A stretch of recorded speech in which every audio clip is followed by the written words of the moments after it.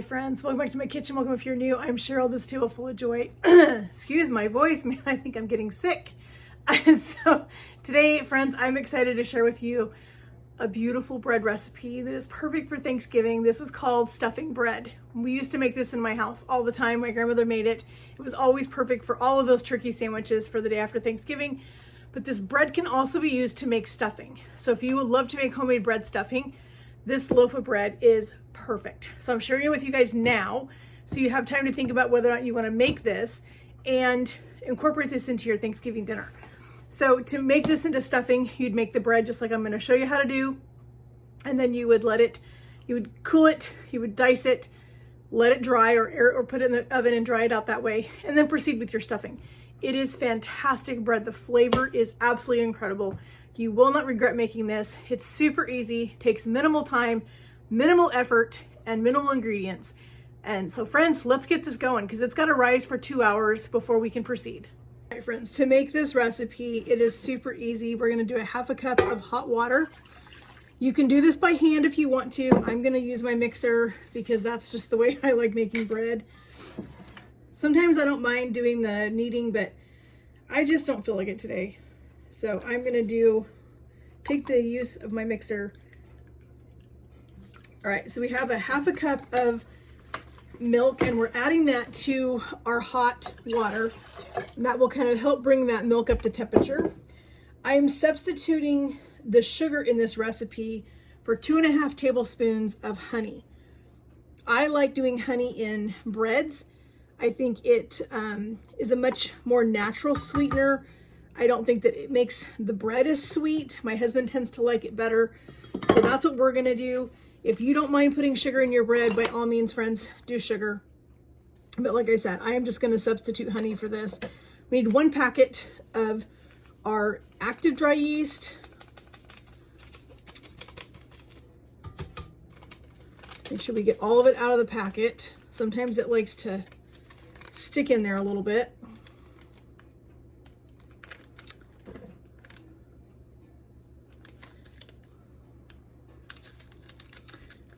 Make sure we have it all the way open. All right, there we go. We got it all in there. And I've got 1/4 cup of melted butter. We're gonna put that in here and we're gonna mix all these things together and we're gonna let them just kind of start to activate that yeast. I'm gonna mix them just a little bit. And I'm gonna let this sit for about 5 minutes because I want that yeast to really get active. You can see our yeast is nice and bubbly in there.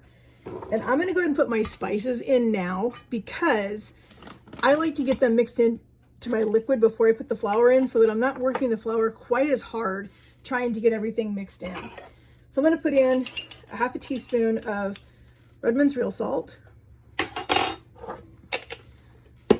I'm gonna put in a teaspoon of, now this seasoning is not traditional from my grandmother. This is something that I'm adding, which is the caramelized onion butter. I'm using this instead of the onion powder or minced onion.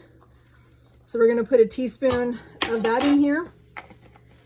We're gonna put in a teaspoon of our poultry seasoning. This is what we use when we make stuffing, when we cook chicken, all the things. So we're gonna put in a teaspoon of our poultry seasoning.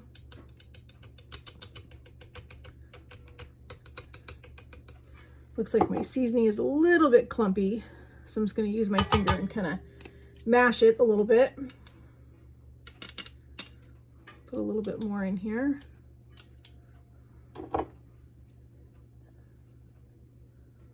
Okay, so I think we had about a teaspoon in there of our poultry seasoning.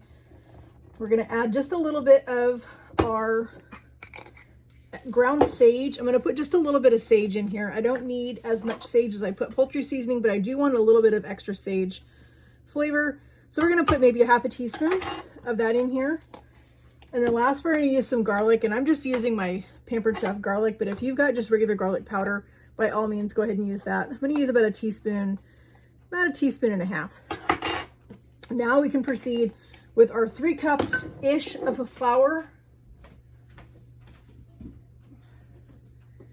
If you guys have ever made bread dough before, you know that weather, temperature, all the things can really dictate how much flour you put into a bread recipe. So I'm going to start off with 2 cups, and I'm going to go ahead and beat this in. And I'll see if I need to add in another one, because we can always add more, but it's hard to take it out if you've got too much.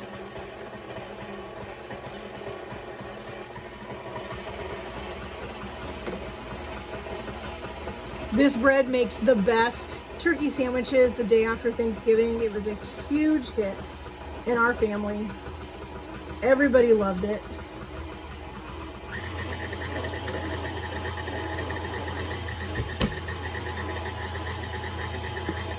And I'm going to go ahead and start adding a little bit more flour.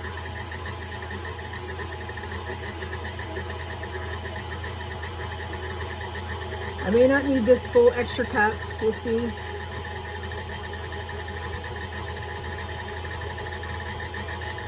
You don't want it sticky or tacky, you want it to completely pull away from the bowl. And this is going to knead for about 6 minutes.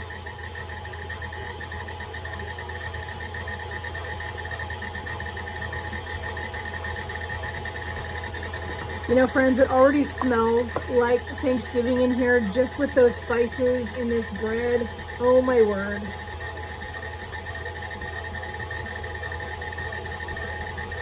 So that was about 2 3/4 cup.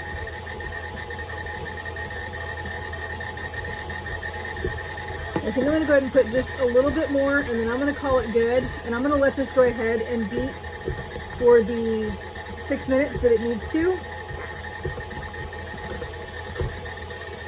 We want to have a nice, soft, tender dough.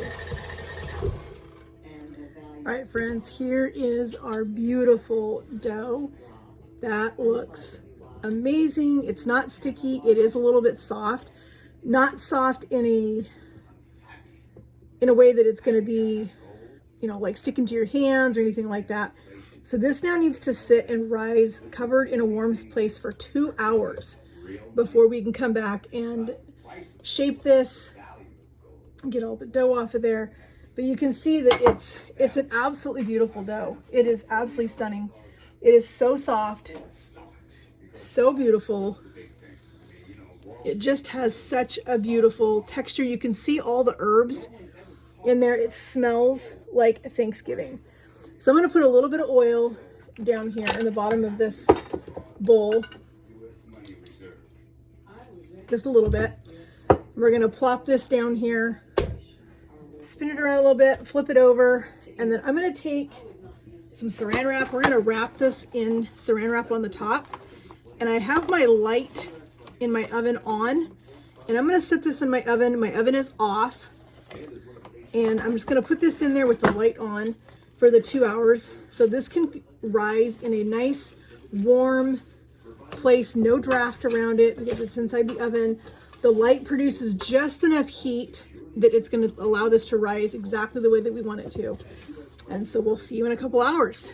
All right, friends, here is our dough. It has more than doubled in size. I'm going to bake it in my Pullman loaf pan. If you guys follow me, you know these are my favorite bread pans. Nothing ever sticks in them. Bread comes out beautiful.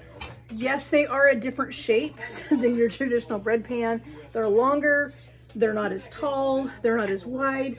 But I like this size. My husband and I like a smaller size sandwich, and so that's what I keep using. I just love these bread pans. I'll leave a link in the description box for these if you guys want to grab some. They are incredible pans, but friends, this smells like Thanksgiving. Look at all of those herbs and spices in there. This is absolutely beautiful dough. We're gonna get this on our board. We're gonna get it shaped, get it in our pan. I'm preheating my bottom oven to 350. I'm gonna turn my light on my top oven. I'm gonna put this back in there covered with saran wrap and let this rise again for another half an hour before I try to bake it. So let's get it rolled out.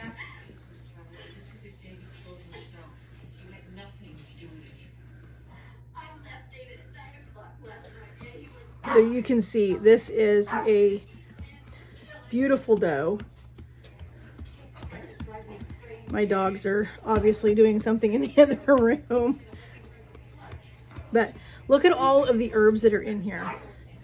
So we're just going to take our dough, and we're just going to roll it. We're gonna kind of seal our seams on the bottom down here. Roll our corners over, just like that. We're gonna get this into our pan.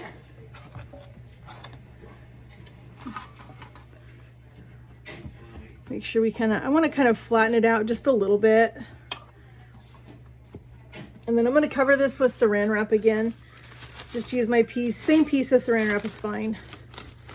We're gonna cover this, we're gonna put this back in the oven for 30 minutes to rise again. And then we're gonna put this in a 350 oven. And friends, this is gonna be amazing bread. I cannot wait to have some of this. All right, friends, look at that. Oh my gosh, it smells so good.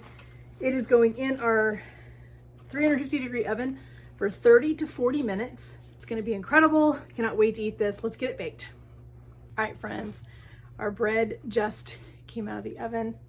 It smells incredible. We're gonna check the temperature. We want it to be about 190 or above. We're at 197, that's perfect. That means it's already done all the way through. I'm gonna turn this out of our pan and just let it sit here on my board and cool. It needs to cool for at least an hour before we cut into this, because if we cut into it too early, it's gonna get gummy because you're not gonna allow the bread to fully steam inside. So let's get it flipped out onto our board here. All right, my trusty Pullman pans. Look at that, friends. Every single time, I have never had a loaf of bread stick to one of these Pullman pans. They come out super clean every single time. And that's why that is the only pans that I will ever make bread in. So this is gonna sit here right on my board. It's gonna cool for at least an hour or so. And we're gonna come back and we're gonna cut into this and we're gonna taste it. All right, friends, here is our bread. Oh my gosh, this smells incredible. We're gonna slice this, we're gonna have a piece. Taste it before hubby gets home because I can't resist it. I've been smelling it for the last hour and a half, so let's cut a piece. So I'm using my bread bow knife. You guys have seen me use this before. So we're just gonna cut us. I'm one of these people, I love the heel of fresh bread. It is my absolute favorite piece.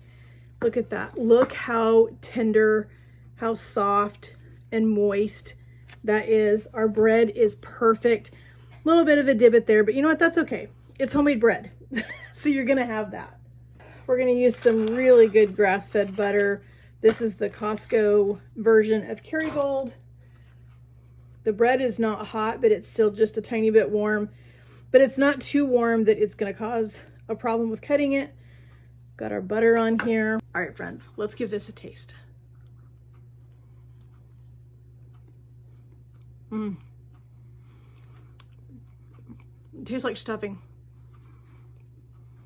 It's so good.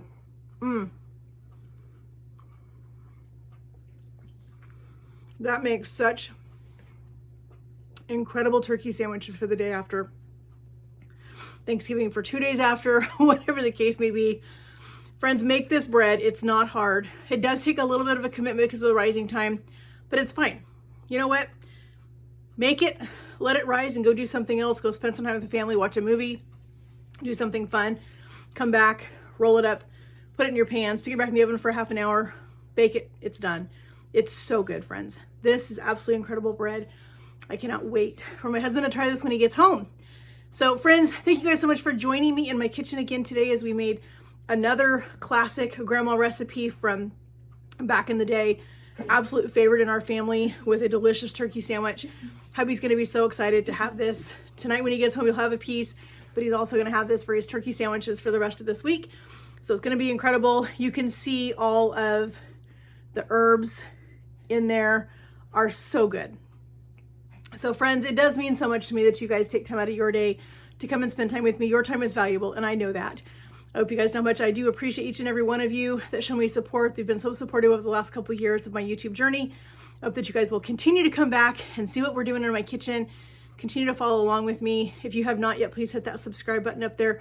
Friends, we're trying to hit 2,000 subscribers before the end of the year. So please share my channel, give this video a like, leave me some comments below. If you guys have tried something like this, if you haven't tried something like this, if you're gonna try something like this, let me know in the comments, friends, because I think if you try it, you'll love it. It's super, super good. It's so easy. It's incredible, and your family's gonna love it. This also can be used to make stuffing. If you want to make this bread just like this, and then slice it, dice it, and leave it out to dry or dry it in the oven, it makes phenomenal stuffing. It is so good. There's nothing like stuffing made with fresh baked bread that you've dried at home yourself. You can definitely tell the difference in the quality of the bread. So friends, give it a try. You'll love it. So friends, I'm gonna go wait for hubby. He's gonna be home very soon and he's gonna be excited to try this. Friends, hit that notification bell so you're notified every time we upload a video, because we are still continuing our Thanksgiving and holiday series now. We're getting ready to launch into some Christmas things here very, very soon. And I'm excited to bring you guys along with me and share some of the old classic recipes of my grandmother's from the kitchen, with cooking with her and baking with her and doing all the holiday things. So friends, your love and support means so much to me. Hope you guys will come back. We'll see you in the next one. Have a great day, friends, and God bless.